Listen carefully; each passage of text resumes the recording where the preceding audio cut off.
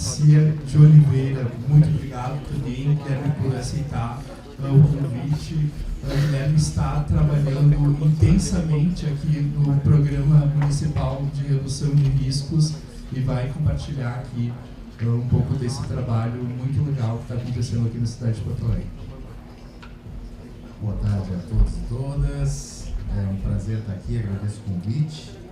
É uma honra, enfim, trazer, compartilhar um pouquinho dos resultados que a gente vem obtendo.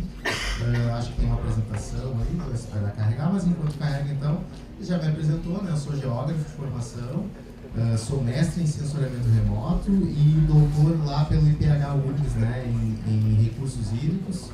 E, enfim, vim aqui hoje falar um pouquinho sobre o que é, para que serve, quais são os benefícios, enfim, um pouco na linha de responder, né, as três perguntas e provocações. Então, eu vou apresentar um pouquinho, assim, uma síntese de alguns resultados aí relacionados ao Plano Municipal de Redução de Risco de Porto Alegre, que é um projeto que ainda está em andamento, ele não está concluído, tá? Tem muita imagem, então eu vou passar rápido, enquanto eu estou passando eu vou falando, né? Então, eu basicamente vou dar um contexto geral sobre priorização de áreas de risco, assim como foi feito na última apresentação, né? Vou mostrar já uma síntese do mapeamento que a gente já conseguiu concluir. E também vou dar uma pincelada nas medidas estruturais e não estruturais que estamos pensando para a redução de riscos, o que dialoga em grande parte com a fala do Fernando, que aliás, Fernando é um dos integrantes deste plano aqui também, né? Então o Fernando está nas duas apresentações, né, Fernando? Certo, então vamos lá, vou começar falando das instituições, tá? Como vocês estão vendo ali, são várias instituições envolvidas. E o Plano Municipal de Redução de Risco é uma cooperação técnica científica envolvendo URGS, que é a executora, né? Somos uma equipe de aproximadamente 15 pessoas, tá? Da URGS, uma equipe multidisciplinar, com vários especialistas, incluindo arquiteto e urbanista, acho que temos três na equipe. Envolve o Ministério das Cidades, que é o contratante, então isso é muito importante trazer, né? Leva no nome Plano Municipal de Redução de Risco. Acho que muitos deveriam ter pensado, então foi a Prefeitura que contratou. Não. O Ministério das Cidades, por meio da Secretaria Nacional de Periferias, encomendou esse estudo. Claro, a Prefeitura de Porto Alegre foi lá, buscou esse recurso, né? Fez toda uma interlocução. Da esse crédito ao André Machado, que é o secretário de Habitação, foi ele que foi lá, né? Bateu na porta em Brasília para trazer esse plano para Porto Alegre. Então é isso, envolve três partes, né? Prefeitura beneficiada, né? Prefeitura e população beneficiados. O Ministério das Cidades é quem nos contratou e a gente está executando da melhor forma possível esse plano, espero eu, né?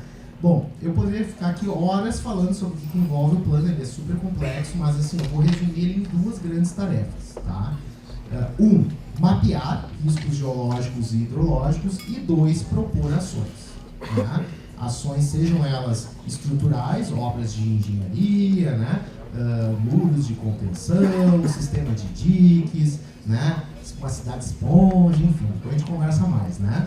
E ações também não estruturais, então gostei muito ali, a fala do Fernando deixa isso muito claro, né? Ações estruturais precisam vir acompanhadas de não estruturais. Pelo simples, eu poderia aqui também elencar vários motivos pelos quais são importantes as não estruturais, né? Um bom planejamento, ações de zoneamento, sistemas de alerta, né? Educação ambiental, né? Mas eu vou falar um só, né? Porque as ações estruturais não são projetadas para serem infalíveis. Elas já são projetadas assumindo-se um risco de projeto. Elas têm chance de falhar, e se elas falharem, tem que ter todo um outro arcabouço aí de medidas. Por exemplo, né, talvez eu até aceite que alguém viva numa área de risco com determinadas medidas estruturais postas, né, mas igual essa pessoa tem que saber evacuar, essa pessoa a gente tem que ter um bom sistema de alerta e essa pessoa tem que estar preparada a sair de lá, né, com o menor dano possível, né, em caso de uma nova inundação, tá? Um exemplo bem simples aqui, tá? Mas é isso, basicamente são essas duas grandes ações.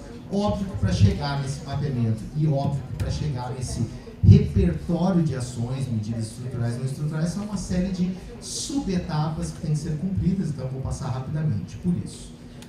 Uma coisa que eu vou começar daí, né? A gente não parte do zero, tá? A gente parte de mapas que já existem, então está aqui ponto de partida, né? Porto Alegre já recebeu várias edições de mapeamento de risco e a mais recente e notável do Serviço Geológico do Brasil, CPRM, né, que em 2022 entregou um relatório super completo com 142 áreas de risco em Porto Alegre. Tá? A gente, então, obviamente, como um bom cientista, pesquisador, a gente não menospreza o trabalho que chega antes de nós. Então, o nosso ponto de partida vamos pegar o Serviço Geológico, ver o que tem de bom disso aqui, o que tem de detalhado disso aqui, e partindo daqui a gente vai estabelecer qual vai ser o nonosso plano de ação. E a primeira coisa que a gente se deparou quando a gente pegou o trabalho do Serviço Geológico é que são 142 setores de risco que a gente vai ter que mapear em 5, 6 meses, que era o prazo que o Ministério nos deu originalmente. Então, ali, de cara, né, tanto em reuniões com o Ministério quanto com a Prefeitura, a gente precisamos definir áreas prioritárias, né, porque é impossível com uma equipe pequena, né, com o orçamento extremamente restrito desse projeto, a gente conseguir desenvolver em poucos meses, né, um mapeamento detalhado, porque se tem um detalhamento, né, e não uma repetição do que o Serviço Geológico já fez. Se é para simplesmente ir lá, bater 2, 3 fotos e voltar para casa, honestamente não seria nem necessário contratar esse estudo. Então, desde o início a gente fincou o pé e queremos fazer um mapeamento detalhado que traga ganhos para a Prefeitura de Porto Alegre, para a sociedade gaúcha e porto-alegrense. Então, para isso é necessário filtrar. E alguns filtros que a gente aplicou, vamos começar pelo primeiro, né? Este é um projeto que versa sobre periferias urbanas. Os PNREs devem ser desenvolvidos em áreas de assentamento precário. Então, esse é o primeiro ponto de descarte, né? Existem áreas de risco em comunidades que não são vulneráveis. Existem, né? Essas já foram descartadas de imediato, porque é um foco, né, do Ministério das Cidades e da Secretaria Nacional de Periferias em priorizar a redução de riscos onde existam assentamentos precários. Tá? Então, esse foi o primeiro corte. Segundo corte, priorizamos apenas as áreas de alto e muito alto risco. E aí, por favor, leia-se, né? São áreas onde frequentemente ocorre um evento extremo, frequentemente ocorrem danos, sejam danos humanos, mortes, risco de vida, né? Danos materiais, prejuízos econômicos, prejuízos à mobilidade urbana, etc, etc. Então, eu ressalto isso, porque muita gente, quando pensa no plano municipal disso, deve estar pensando na zona de inundação, sarandio, tá? Olha, do ponto de vista do risco, né, eu posso garantir para vocês que tem umas 100 áreas em Porto Alegre com um risco muito maior do que o sarandio, né? Onde muito mais frequentemente tem problemas, né? E, aliás, os problemas oferecem um risco à vida maior do que a inundação do sarandio. Eu peço desculpas se alguém aqui mora no sarandio, eu não estou menosprezando o problema que foi e que ocorreu no ano passado, né? Mas não mudou em nada o nosso planejamento, achei, no sentido de agora a gente vai ter que mapear todas as zonas de inundação e esquecer os morros, esquecer os arroios de fluxo violento, né? Então, assim, não mudou o que a gente pensa sobre o risco urbano. Existem áreas, na verdade, que são ainda mais críticas do que essas que a gente viu debaixo da água no ano passado, né? Não que essas também não sejam importantes. Então, locais com ocorrências de dano, lugares com maior risco à vida da população e áreas que não possuem projetos ou intervenções aprovadas. Esse também foi, assim, juntando tudo isso, a gente chegou nesses polígonos vermelhos que vocês estão vendo aqui, né? Então, a gente sim vai incorporar a inundação, então a inundação entrou no projeto, tá? Mas a gente está focando em áreas que hoje não são protegidas por um sistema de proteção, que é o caso da Ilha Grande dos Marinheiros, tá? Algumas ocupações ali no entorno do Arroio Feijó. Então aqui são 2 zonas de inundação que a gente priorizou. E aí a gente focou nesses outros 3 temas, esses outros 3 retângulos que dialogam muito bem agora com a última apresentação da América, porque são exatamente os bairros que ela mencionou ali do risco, né, climático. Todos que tu listou estão aqui, né? São José, Vila João Pessoa, Vila Coronel Aparício Borges, Partenon, enfim, Bom Jesus, Jardim Carvalho, enfim. Então aqui a gente pegou principalmente questões relacionadas a pequenos arroios urbanos que extravasam, são enxurradas urbanas, né, como o professor Fernando Ornelis colocou antes, áreas de alagamento e também áreas de movimentos de massa, deslizamentos, que são mais pontuais em Porto Alegre, né? Não imagine aqueles deslizamentos do Rio de Janeiro ou de Bento Gonçalves, para ficar aqui mais perto, né? Não, é outro tipo de deslizamento. A gente não tem a mesma estrutura geológica, geomorfológica. A gente não vai ter uma corrida de detritos, assim, 2 km como teve em Bento, né? É diferente, não é o mesmo tipo de movimento de massa, são coisas mais pontuais, mas existem, tá? E ocorrem não tão raramente como a gente pode imaginar, tá bom? Então, essas são as áreas prioritárias. Muito rapidamente, eu falei que o projeto não terminou, então eu quero deixar bem claro, né? Toda a fase de planejamento e mapeamento já está concluída, mas a gente ainda não concluiu as ações, né? Então é uma fase que está em vias de, né? Dentro de algumas semanas a gente vai entregar para o Ministério essa rodada aqui das ações estruturais e não estruturais. E a previsão é de conclusão do projeto final de novembro, início de dezembro, tá? Pois bem, só para dar um panorama de onde está. Então, algumas das coisas que eu vou falar de ações, eu chamaria de resultados extraoficiais, porque isso não foi entregue ainda para o Ministério das Cidades. Tá? Vou falar do mapeamento, né? Eu vou assim, ó, só passando essas imagens, tá? Para valorizar aí algum tempo de discussão, diálogo, inclusive, entre os planos setoriais, né? Mas, enfim, algumas ilustrações aí de algumas das etapas. Para cada uma dessas áreas prioritárias, a gente fez voo com drone, né? Então, um drone já com RTK para agilizar os trabalhos de campo, voos baixos. Qual é a intenção do voo? Refinar a questão do terreno, né, do município, para a gente poder produzir mapas de área de risco mais detalhados e também para atualizar o mapeamento de edificações colocadas em situação de risco nessas áreas. A gente sabe que é muito dinâmico, né? Alguns bairros de Porto Alegre, nessas áreas prioritárias que a gente foi, não estão devidamente consolidados ainda. Então, são áreas de vetor de expansão urbana, tudo, né? Então, é importante essa atualização. Então, aqui está a localização de onde a gente voou. Tivemos um processo participativo que é muito importante. Esses mapas não foram feitos em gabinete, né? Obviamente, na etapa final, ali no ArcGIS, né? De fazer os mapas, os cruzamentos, delays, sim, ocorrem em gabinete, mas é muito mais do que isso, né? Envolve toda uma participação.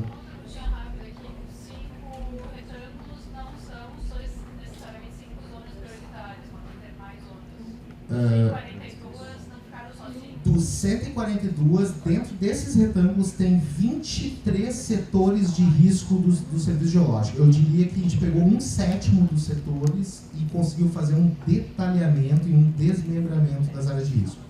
Perfeito, obrigado pela tua colocação. Deu um total de 22 setores do serviço geológico que foram atualizados e vocês vão ver logo em seguida desmembrados. Resultou em muitos setores de risco. Muito obrigado pela pergunta. Bom, atores chaves nesse processo, tá? Foram muitas reuniões, a gente tentou na medida do possível, porque a gente sabe que não é fácil, muitas vezes esses agendamentos de reuniões, questão do trabalho, horário de final de semana, noturno, muitas vezes para fazer essas oficinas, mas tentamos envolver na medida do possível Defesa Civil Municipal, subprefeituras, conselheiros e delegados do orçamento participativo, agentes comunitários de saúde e lideranças locais, né? Nem sempre foi tranquilo esse processo, às vezes você consegue chegar num mapeamento mais detalhado que inevitavelmente desmembra setor, né? Então teve setor do serviço geológico que foi desmembrado em 43 subsetores, tá? E esse é o motivo então, tá? A primeira mensagem é essa, não é que aumentou o número de áreas de risco, né? Aumentou o refinamento, muda a escala do mapeamento e, portanto, o que antes eram 23 setores são 204. Tá? Via de regra, diminuiu o número de edificações. Então, o setor do serviço geológico tinha dito que eram 1.000 edificações, via de regra baixou esses 1.000. Tá? Tem as exceções, mas via de regra não era 1.000, era 500, 400, e elas estão separadas no espaço, por isso a necessidade de fazer uma subsetorização. Ok? Deu para captar essa mensagem? Nas áreas que a gente visitou, a gente estima, né? Em função dessas limitações que eu coloquei, nem tudo dá para enxergar por drone e não deu para a gente bater de casa em casa, muito menos fazer um trabalho de censo, né? Então, uma estimativa de 8.600 pessoas atendidas pelo nosso mapeamento, em situação de risco alto ou muito alto, e 3.450 edificações, certo? Nesse nosso levantamento. Aqui o mapa, como ficaria o mapa atualizado de Porto Alegre em termos de setores de risco, uma vez aprovado esse produto, né, ele ainda está em fase de análise, né, pelo Ministério das Cidades, mas uma vez aprovado, E juntando com os setores de risco do serviço geológico, que a gente vão continuar valendo, né? Uma vez que não teve uma atualização, um refinamento, a gente teria essa distribuição espacial aqui, tá? Já seria uma combinação dos produtos do nosso projeto com os do serviço geológico, as áreas que a gente não pôde visitar, né? E também do DEMAB, fazer menção que o DEMAB também, volta e meia, faz laudos técnicos, né? Geotécnicos e tudo mais, em função aí de processos de regularização fundiária, etc, etc. Então, o próprio DEMAB já catalogou lá 7 setores de risco, tá? Então, a gente incorporou tudo neste mapa que vocês estão vendo aqui. Então, os polígonos pretos já é um somatório de todos esses setores de risco. Alto e muito alto, ok? Alguns já devem ter notado aí, né? Professor, cadê a mancha de inundação aí? Pois é, né? A nossa equipe, a priori, bom, primeiro que a gente, como eu mencionei, a gente não mapeou a cidade toda. E segundo que a nossa equipe, assim, aquilo que eu falei lá no início da minha fala, né? Será que o risco do Humaitá ali, enfim, né, de quem mora no 4º distrito, que grau de risco você atribui ali, né? Eu acho que a gente tem que, quando a gente começa a conhecer todas as realidades que existem no município, a gente se pega a questionar assim, será que realmente tem que mudar o grau de risco? Atualmente, pelo serviço geológico, é baixo, médio, né? Eu confesso que para mim está bem adequado, né? Ainda que eu entenda, né, a gravidade do que aconteceu em 2024, né? Longe de mim querer minimizar o que aconteceu no ano passado, mas quando você se depara com outras situações da cidade, você vê que de fato ali o risco é médio e baixo, né? A frequência não dá para afirmar que é uma super... não dá para afirmar que acontece todo ano. Talvez daqui 10, 15 anos a gente tenha que voltar a discutir isso, mas o que nós temos, né? Um bairro que é atingido uma vez a cada 20, 30, 40 anos por um grande episódio de inundação, 80 talvez, sendo otimista, né? Sendo otimista. Nós temos uma área que é possível evacuar, né? O risco à vida é relativamente baixo, tanto é que não morreu ninguém, né? Então, risco à vida baixo, frequência baixa, sim, duração, o ponto crítico talvez, né? A duração do evento é altíssima, né? Quantidade de pessoas que precisa ser evacuada muito grande, então são alguns gargalos. Mas é isso, né? Será que passível de atualizar para um risco alto, muito alto? Acredito que grande parte dos especialistas em hidrologia vai dizer que não, que a classificação não está errada, né? E sim que, de fato, né? As inundações ali, de fato, tendem a aumentar a sua frequência e talvez no futuro precise ser revisado, né? A classificação de risco para aquela área. Pois bem, é isso, essa seria a atualização do mapa. Eu vou então, nos últimos 3 minutinhos, aí, falar um pouquinho das ações. Eu não vou detalhar muito, até porque essa é uma fase que a gente, como eu falei, é spoiler, né? Isso aqui nem o Ministério tem, né? O Ministério não recebeu isso aqui ainda, então nem quem contratou o serviço tem acesso a esse material. Então, eu só vou dar uma pincelada muito geral nas 3 principais situações típicas que encontramos no campo e do que eu vou chamar assim, ó, vulgarmente falando, repertório de ações. Tá? Vamos lá, então. Vou começar com as ações estruturais em pequenas bacias urbanas. Né? Lembram da fala do Fernando Ornelas agora há pouco, né? Estamos falando desses pequenos arroios de Porto Alegre, essas bacias urbanas, estamos falando do problema da chuva que cai em cima de Porto Alegre, não da chuva que está caindo lá no Vale do Taquari, de Japuí, e que vai fazer o Guaíba transbordar. É outro processo, tá? Então, primeiro, rol de ações para as bacias urbanas. E a gente está falando de enxurradas, erosão de margem fluvial, alagamentos, ok? Então, para isso, a gente tem aí as principais ações estruturais que a gente está levantando. Sim, não, podem registrar, não tem problema, tá? Ainda que seja um spoiler, pode, isso aí. Então vamos lá. As bacias de amortecimento, que o Fernando também já falou já colocou na fala dele, né? De fato, elas são aplicáveis em algumas situações para tentar reter um pouco dessa água. Equipamentos, né? Dissipadores de energia, como por exemplo escadas de chuva, né? Caixas de freio. Revisão da capacidade hidráulica das galerias, em algumas situações tu não tem como fazer investimento em reservatórios, não tem uma área plana adequada para juntar água, ou lá nas cabeceiras, que é o ideal, né, que seja na parte média ou alta dessa bacia urbana, você não tem um local adequado para fazer reservação. Então, às vezes é isso mesmo, né, revisar a capacidade hidráulica, ampliar uma galeria, duplicar uma galeria, como, enfim, o Fernando Ornelas já colocou na fala dele, né. Para pequenos arroios urbanos, sim, limpeza desses pequenos arroios, né? Então, imagina um arroio urbano que está recebendo uma carga de sedimentos e de lixo absurdamente alta. Tem que ter limpeza periódica nele, sim, porque a gente está falando de comprometimento de 40%, 50% da capacidade hidráulica daquele arroio. Então, pô, tu larga um sofá ali de 3 lugares, é isso que eu encontro às vezes, né? Um sofá de 3 lugares, um roupeiro, restos de demolição, entulho. Tu está comprometendo uma grande parte da capacidade hidráulica do arroio e sim, a limpeza ali é efetiva e tem que ser feita, né? Bom, para além da questão da qualidade ambiental e de saneamento, né? Eu não estou tocando aqui porque o meu foco está sendo redução de risco de desastre. Agora, por favor, né? Já é mais um spoiler, né? Então, vocês não vão ver essa palavrinha aqui lá pro Guaíba, tá? Certo? Cuidado para não misturar, né? A escala. Estou falando de pequena bacia urbana e sim, a limpeza desses pequenos arroios é fundamental, né? Armadilhas para lixo, né? Rede de coleta de esgoto, porque um dos problemas crônicos que eu nem mencionei na minha fala é todos esses arroios visitados, né? Bastante, assim, a grande parte deles, ou eu diria talvez todos, né? Poluídos, né? Com muito esgoto sendo lançado diretamente. As casas, muitas delas, elas estão um nível abaixo do nível da rede. Às vezes tem rede de coleta de esgoto, mas a rede está na rua vizinha a essa casa e essa rua está em uma cota 3 metros superior à casa. A casa está numa baixada, né? E o cara larga, o esgoto não liga a casa dele na rede, né? Enfim, nem tem como fazer essa ligação, assim, com baixo custo, né? E obviamente que ele joga para os fundos do terreno, e aí, às vezes joga para dentro de outro terreno, enfim, né? Mas muitas vezes isso vai parar onde, né? Dentro do rio. Então, rede de coletora lateral ao arroio é uma opção para isso, né? E, obviamente, muita medida estrutural do ponto de vista de melhorar os pontilhões, muros e proteção de margens. E para alagamentos, a gente também identificou casos em que a casa está sendo atingida diretamente por esse fluxo concentrado que corre na calçada. E aí, muretas de proteção é uma boa alternativa. Vamos seguir, tá? Aqui eu trouxe algumas fotinhos de exemplos de bacias de amortecimento. Então, pode ser com lâmina d'água, né? Esse aqui é o caso, no caso lá em BH, né? Com uma lâmina d'água permanente, seria uma bacia de retenção, né? Pode ser uma bacia de detenção aberta, como essa aqui lá na Benjamin Constante, né? Pode ser fechada, como eu acho que todas ali do Arroio Areia são fechadas, né? Todas fechadas, né? Tem uma aberta.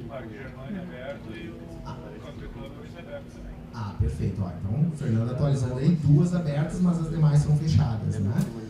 Perfeito. Obviamente que é a diferença do custo, né? As fechadas tendem a ser mais caras do que as abertas, tá? Além de outras questões aí que eu não vou detalhar em relação a custo, né?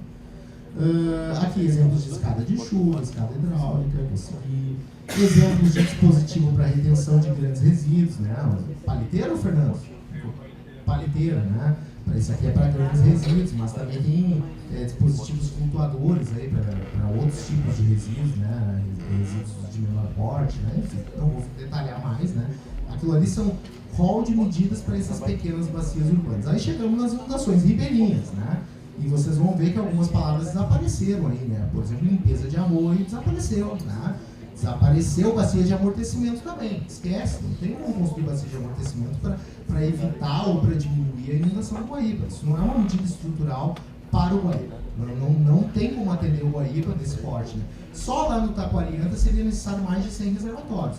Isso para controlar o Taquari, né? Aí tu tem que ainda controlar o Jacuí, tu tem que controlar os sinos, o Caí esquece, gente, não tem, né? Isso não. Tu vai basicamente construir aí 1000 reservatórios para conseguir tentar controlar, de grandíssimo porte, tá? Não pense em um reservatóriozinho urbano, estou falando de 1000 reservatórios aí, o dobro, o triplo do tamanho de uma arena do Grêmio, de um estádio Beira-Rio. Então não tem, é inviável economicamente, ambientalmente, tá? E é muita água, vai ser muito grande, são 86 mil quilômetros quadrados, né? A área de drenagem que faz toda essa água passar por onde? Ali pelo gasômetro.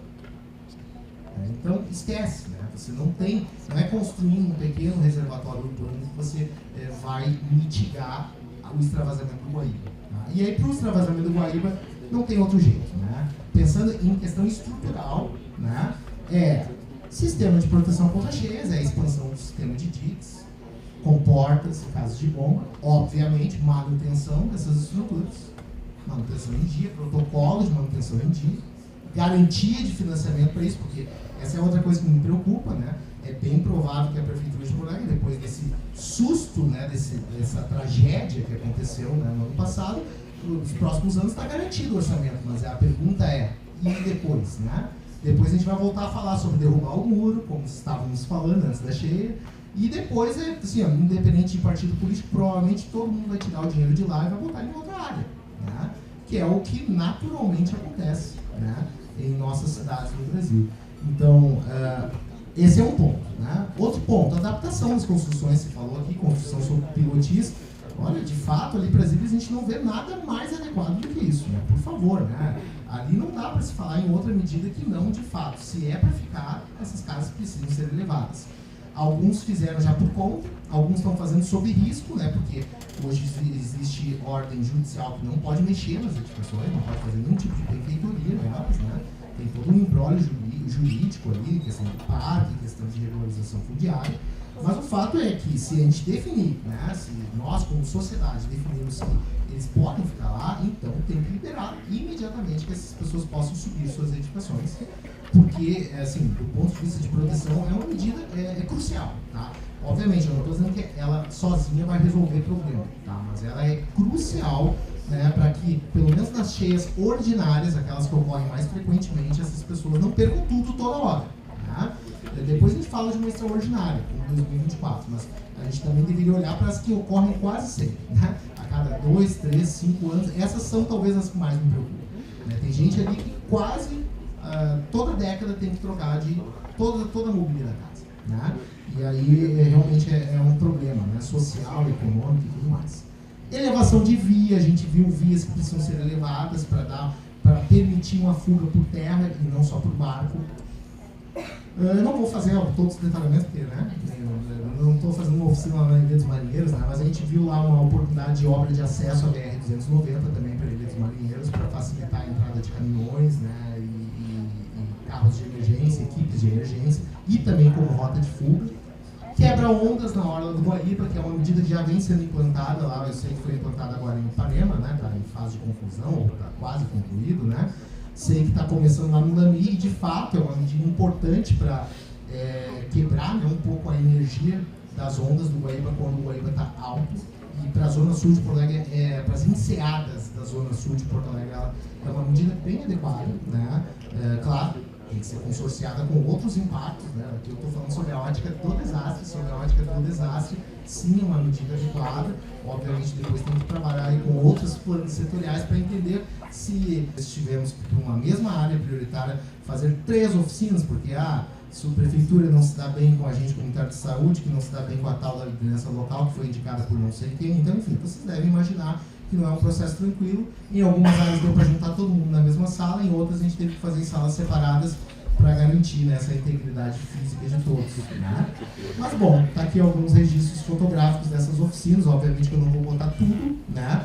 Ao todo, 48 atividades que a gente pode chamar de participativas, incluindo uma audiência pública, oficinas mais de grande porte, digamos, envolvendo aí vários setores da Prefeitura de Porto Alegre, oficinas que a gente chamaria de regionais, assim, ó, lá no Partenon, lá naquela escola, né?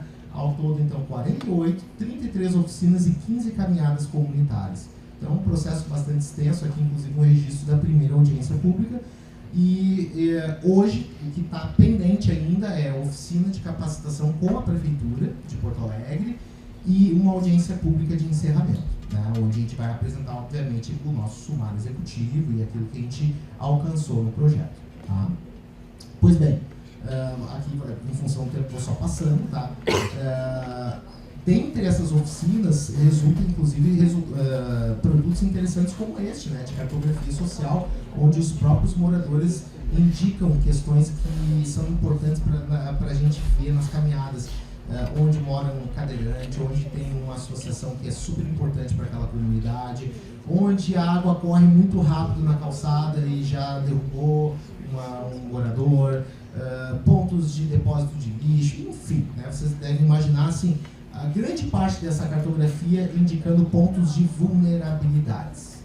Não só vulnerabilidade social, mas vulnerabilidades infraestruturais, vulnerabilidades acerca do saneamento e tudo mais. Então foi um trabalho muito importante. Aliás, alguns dos novos setores de risco de Porto Alegre são graças a essas oficinas comunitárias. Porque muitas das áreas, algumas áreas indicadas para a gente ir no campo não estavam catalogadas no trabalho de serviço geológico. Ou seja, o morador apontou, olha, ele tem um risco, vamos lá ver. A gente chegou lá, Pitoresco, que é o primeiro que me vem à mente, né, no Partenon, um local que não estava catalogado, e chegando lá foi flagrante, sim. Não só está em risco, como é muito alto o risco a deslizamento, né? E no dia seguinte já foi, a Defesa Civil estava junto com a gente, e já no dia seguinte eles foram lá fazer um laudo, já, enfim, né? Já está laudado, e inclusive parece que uma daquelas moradoras ali da Pitoresca já entrou no compra assistida, né? Já foi encaminhada para o compra assistida da casa que está mais próxima ali das rachaduras que a gente identificou no campo, né?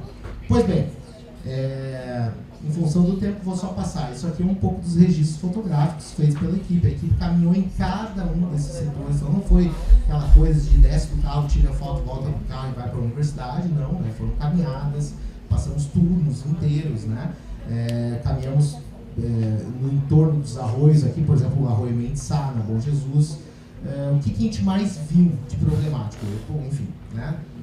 Em função do tempo, vamos lá. Muito lixo, resíduos, pontilhões, passagens, pessoas para chegar em casa precisam passar por cima do processo perigoso da ameaça que ali está. Aqui também acho que é Bom Jesus, se eu não estou equivocado, né? Então, situações de risco do ponto de vista da acessibilidade, questões de saneamento, ocupações em encostas, construções em cabeceiras de drenagem, muita desorganização da drenagem, processos de desmatamento, aterros íngremes e materiais inadequados, muita dificuldade de acesso, como eu já mostrei, escadarias, pontilhões inadequados também, muita erosão em fundações e erosão de margens em rios. Então, alguns registros aí rápidos, né? Esse tipo de situação, né, para se acessar uma casa, não é incomum você encontrar em Porto Alegre, né?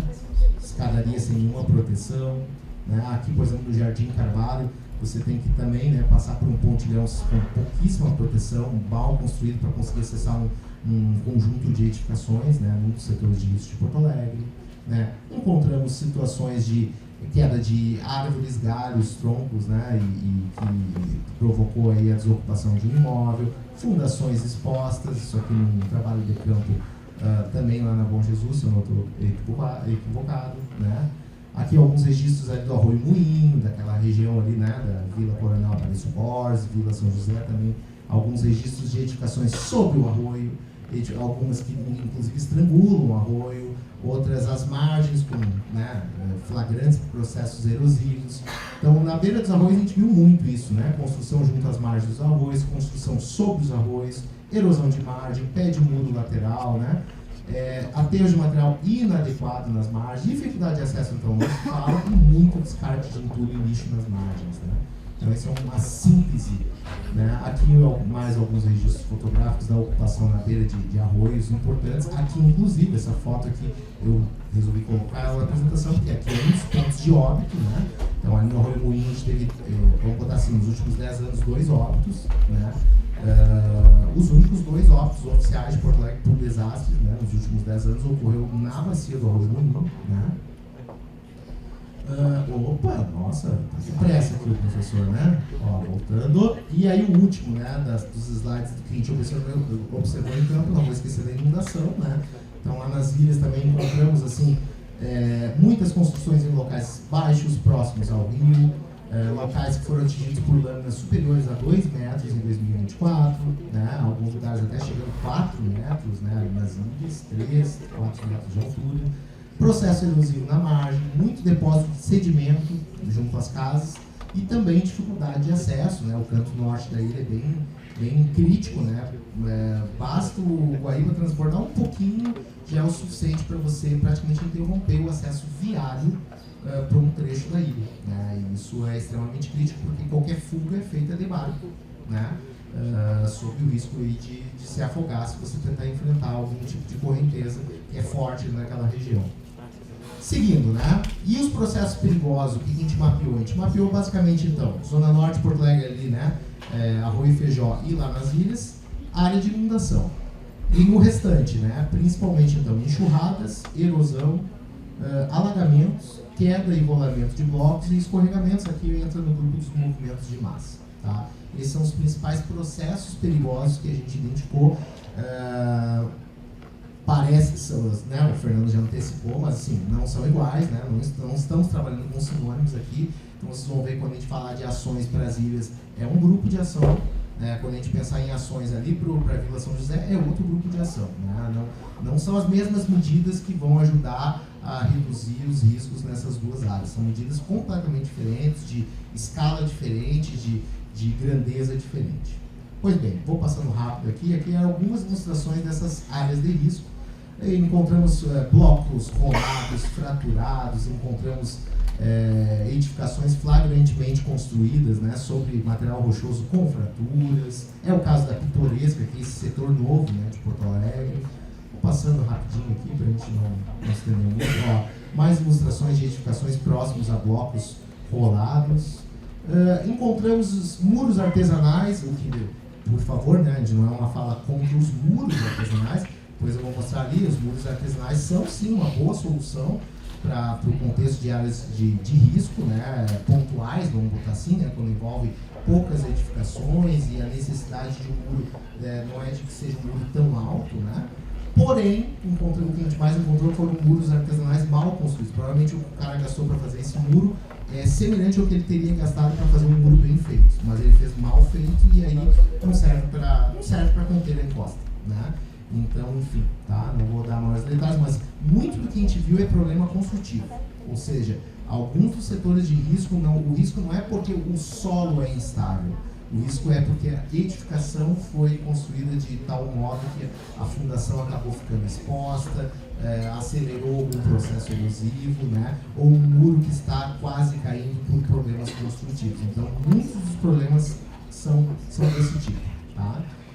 Bom, passando aqui por uma questão de tempo, mas percebo aí nas fotos que eu vou passando devagarzinho, né, um pouco desses processos, né, sinais de erosão acelerada nas ruas, em becos da cidade, novamente a questão das passarelas e pontilhões sem nenhum tipo de segurança, né, colocando em risco o morador daquela edificação, dificultando qualquer plano de fuga, né.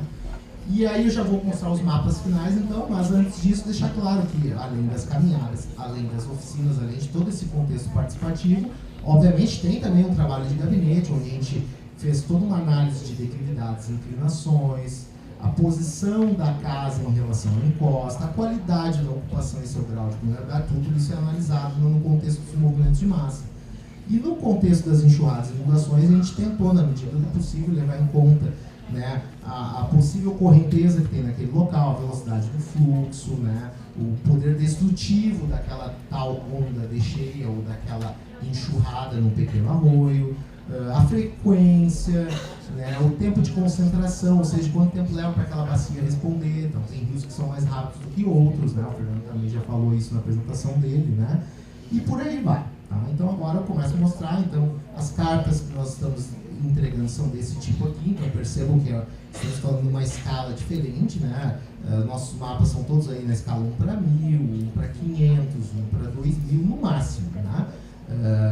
Não passa de 1 para 2000, então estamos falando de uma boa escala em termos de detalhamento, bem superior ao que normalmente é feito nesses trabalhos mais expedidos, né, do serviço geológico, é um trabalho de qualidade, porém mais expedito, é para ser feito em poucos dias e dar uma noção de onde estão as áreas de risco.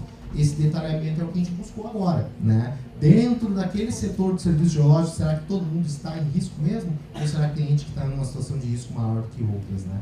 E esse é o trabalho detalhado que é feito. Então aqui alguns exemplos do bairro Bom Jesus.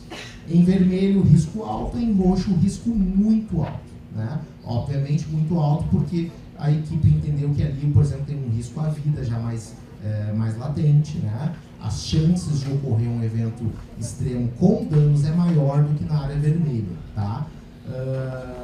Vou seguir, tá? Bom Jesus ali, aqui, por exemplo, alguns setores de risco no Jardim Carvalho, ali perto da Antônio de Carvalho, no Morro Santana, certo? Aqui alguns exemplos no Partenon, aqui Jardim Carvalho, né? percebam nesses mapas, né, que a gente chega no nível da edificação. Então a gente tentou fazer, obviamente, existem limitações. Quem trabalha com voos com drone, né, ou com sensoramento remoto sabe que muitas vezes as próprias copas das árvores, né, dependendo da cobertura vegetal, pode impedir a visualização de uma edificação. Por isso a importância das caminhadas. Teve áreas que a gente botou os polígonos com base naquilo que a gente viu por baixo. Porque por cima, mesmo com o drone voando a 80 metros de altura, 100 metros de altura, não deu para ver a casa. Mas tem casa ali porque a gente caminhou e sabia que tinha. Aí eu anotei no bloquinho, ó, aqui tem 10 casas. Eu botei fake 10 polígonos, eu não sei onde elas estão, porque eu não consigo ver elas na imagem do drone, mas eu sei que tem. Eu sei que ali tem 10 edificações. Né? Seguindo, tá? Passando rápido em função do tempo. Vila São José, Arroio Moinho, ali na Coronel Aparecido Borges, o nome do bairro, né? Vila Pitoresca, ali no Partenon, outro trecho da Vila São José, e por aí vai, tá? Estou passando rápido porque aqui o objetivo não é ficar contando casinha, né? E a parte das inundações também, né? Então fizemos toda a atualização da setorização de risco lá na Ilha dos Marinheiros e também ali ao longo do Arroio Feijó, ali no bairro Santa Rosa de Lima. Tá? Agora vamos para a síntese, né? Vamos trazer alguns números e vamos falar de ações. Então, síntese do mapeamento. As 5 grandes áreas prioritárias, que na verdade são 23 setores do Serviço Geológico do Brasil, resultaram em 204 setores de risco. Como assim, professor? Simples. Visitamos lá um setor do Serviço Geológico e a gente teve que desmembrar em 10 setores. Por quê? Porque entre eles a gente não identificou risco. Né? Então, aquilo que eu falei, né? Quando você vai a campo e tem 10 minutos para catalogar uma área de risco, você... Bom, vou botar esse bairro todo, vou botar essa comunidade inteira numa situação de risco. Mas se você tiver tempo, poder fazer mais cruzamento de mapas, poder fazer uma caminhada, poder conversar com os moradores e entender onde que realmente tem o fluxo concentrado, né? Onde realmente estão os problemas, onde tem sinais de processos erosivos, onde tem sinais de rocha fraturada, e se acaba não sendo adequado por algum outro ponto de vista, né? E por fim, né, para as áreas, eu vou acho que seguir aqui, né, para mostrar algumas ilustrações, porque eu quero também, bem brevemente, falar dos movimentos de massa. Né? Então, movimento de massa, assim, é a minha menor das expertise, né, aqui é o professor Cressani que faz toda essa parte da geotecnia no projeto, mas enfim, vou trazer brevemente aí, né, a gente tem opções de construção de muro, retaludamento, uso de grampos, né, a organização da drenagem nos morros de Porto Alegre, né? Desmonte, estabilização por tela e grampo, enfim, são uma série de ações que podem ser feitas, né? Remoção de árvores com chance de queda, né? Substituições de material e muro, já falei de organização da drenagem, organização de aterros também, estruturas de contenção de modo geral. Vou mostrar algumas ilustrações que é melhor do que ficar mostrando tabela, né? Então, tem todo tipo de medida possível e a solução vai depender do número de edificações, do peso que precisa suportar, né, da carga que ela precisa suportar. Então é evidente que não existe uma solução padrão para todos os casos. Né? Então vai ter casos que tu vai precisar realmente, de fato, né, uso aí o que a gente pode chamar de muros industriais, soluções um pouco mais caras, infelizmente, por metro quadrado, mas às vezes é a mais viável para proteger grandes comunidades, né, e setores de risco maior, mas eventualmente, né, além dos muros de concreto armado, a gente tem opções como geogrelha, muros de solo reforçado, né, existem vários tipos de faceamento, né, inclusive algumas verdes, né, dentro dessa questão das soluções baseadas na natureza. A gente tem telas muito próprias para as áreas de pedreira, que são várias, né, várias comunidades que moram à beira de pedreiras, antigas pedreiras. Então também é uma outra opção de estabilização de taludes em rocha, né? E os custos, como eu falei, são os mais variados possível. E aí eu cheguei no meu, acho que já é o slide final, é o último, depois já tem um obrigado lá. Eu não quero deixar de falar das medidas não estruturais, né? Porque independente de qual medida estrutural a gente vai propor que seja a mais adequada, né? Para cada um desses setores de risco que a gente trabalhou em campo, já é consenso na nossa equipe que nenhuma medida estrutural se sustenta em pé sozinho, né? Primeiro porque ela tem risco de falha, como eu já mencionei, mas não só por isso, né? Até porque a população precisa entender a importância daquilo. Vamos pegar o caso do dique lá no Sarandi, né? Casas ao longo da história foram sendo construídas em cima de um dique de proteção, né? provavelmente, bom, são várias questões, tem questão social crônica, né? De desigualdade, né? De acesso à informação, educação ambiental, etc, etc. Mas é isso, né? De que adianta uma medida estrutural se a própria comunidade não compra a ideia, né? Uma coisa é certa, se a comunidade não comprar a ideia daquela medida, não vê aquilo como uma medida de proteção, esquece, não vai proteger, né? E esse exemplo do Dick lá no Sarandia é um bom exemplo, né? Então, tem que ter esse consórcio entre as medidas, né? A comunidade tem que estar de acordo com a medida. Se ela não está de acordo com a medida, esquece, ela não vai funcionar. Aliás, já ouvi relatos que lá no Sarandia, cada 2, 3 dias se destrói uma casa nova em cima do novo dia, né? Então é isso, né?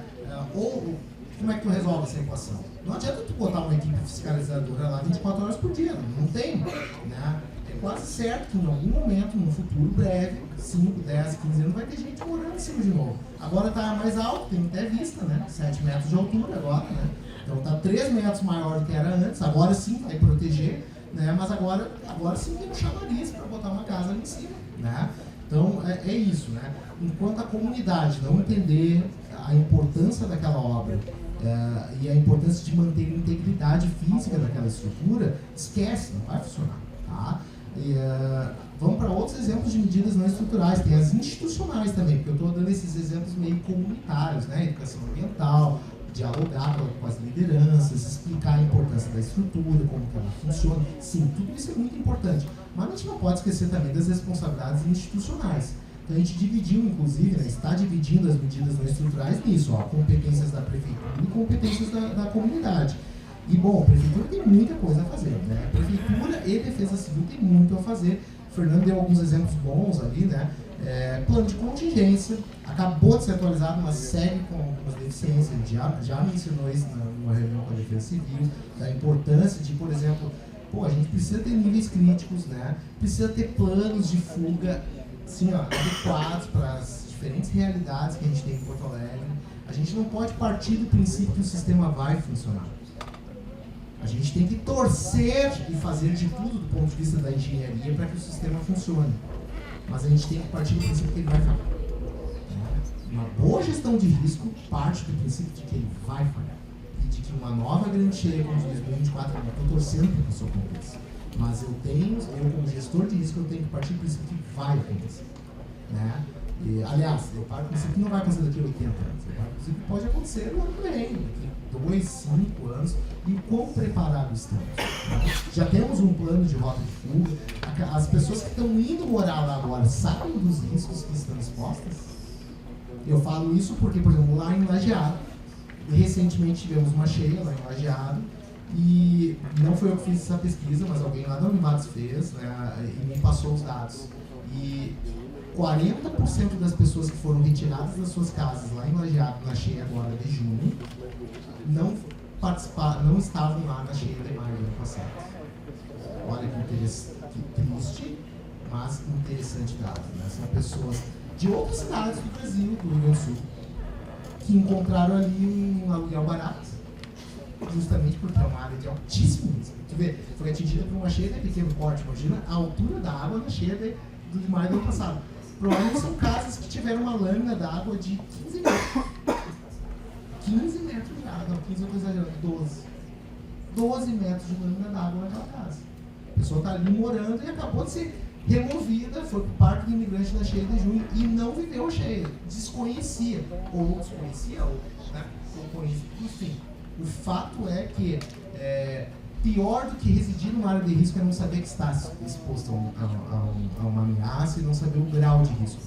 Então, plano de fuga, sistema de alerta, né? São uma série de ações necessárias, a própria comunicação de risco, né? É crucial que as pessoas saibam, né, o que fazer numa situação. E aí passa por um trabalho muito forte da prefeitura, da defesa civil, né, de comunicar melhor esses riscos, né? E eu vou parar por aqui, porque aí eu acho que a gente tem um espaço para discussão, a gente pode detalhar mais alguma coisa que eu tive que correr, tá? Então, esse rol de medidas, tanto estruturais e não estruturais, vai ser entregue aí dentro de algumas semanas. E muito em breve, acredito, espero que vocês recebam a comunicação de uma audiência pública, quando a gente vai, então, fazer aí a apresentação final do projeto. Peço desculpas aí se eu passei do tempo e agradeço pelo espaço, fico à disposição. Muito obrigado.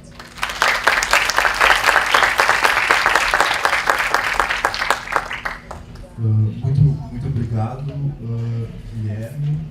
O plano municipal de redução de riscos realmente, né, fazendo um ultra detalhamento, um hercúleo detalhamento, né, é muito interessante ver como os planos trabalham nas escalas, né, e ver que o trabalho que essa equipe está fazendo junto com a Secretaria de Periferias do Ministério das Cidades, né, tentando realmente tocar ali na pessoa que está, né, realmente em risco. Então, né, conseguir transitar pelas escalas e conseguir sair daquela mancha grande da cidade, né, que às vezes acaba homogeneizando o território da cidade, conseguir aumentar a escala, né, e qualificar também a produção de dados realmente é muito interessante. A gente tem desenvolvido, né, lá no escritório modelo da Faculdade de Arquitetura um trabalho com a comunidade e a gente tem percebido, né, zonas de alto e altíssimo risco, mas entretanto a gente não tem esse dado. E vendo os mapas que vocês estão elaborando, imediatamente eu pensei, nossa, se a gente tivesse acesso a esse dado, se esse dado já tivesse disponível, né, o quanto de políticas públicas, ações, inclusive projetos acadêmicos dentro da faculdade a gente poderia fazer com uma assertividade muito maior, né, porque a gente fica ali exercitando e se baseando em dados que não são precisos. Então, né, a importância desse dado menorizado, né, numa escala realmente, com certeza vai contribuir em muito, né, tanto a academia quanto a própria sociedade, quanto o poder público para conseguir realmente agir, né, na redução de riscos.